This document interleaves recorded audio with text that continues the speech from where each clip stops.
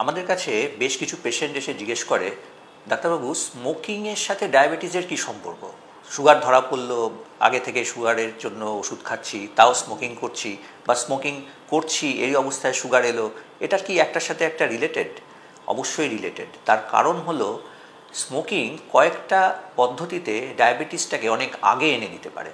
তার মধ্যে এক নম্বর হচ্ছে, স্মোকিংয়ে যে নিকোটিন থাকে এটা কিন্তু আমাদের ইনসুলিন, যেটা আমাদের প্যানক্রিয়াস থেকে বেরোয়, সেটা বের হতে এবং তার কার্যকারিতাটাকে অনেকটা কমিয়ে দেয়।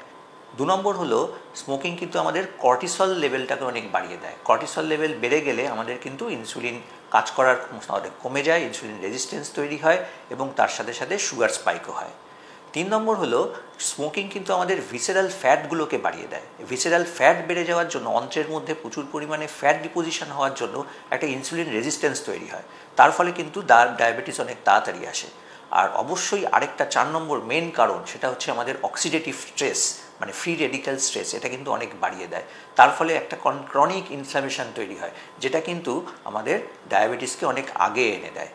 তাই ডায়াবেটিসের পেশেন্ট যদি হন, তাহলে অবশ্যই স্মোকিং অ্যাভয়েড করুন, এবং স্মোকিং অ্যাভয়েড করলে ডায়াবেটিস হয়তো ডিলেড হতে পারে। যদি আপনার ফ্যামিলি হিস্ট্রি থাকে যে ডায়াবেটিস সবার আছে, আপনার নেই, এখনও আসেনি, তাহলে অবশ্যই স্মোকিং অ্যাভয়েড করুন। তাহলে কিন্তু ডায়াবেটিস অনেক পরে আসতে পারে বা প্রতিরোধ করতে পারবেন।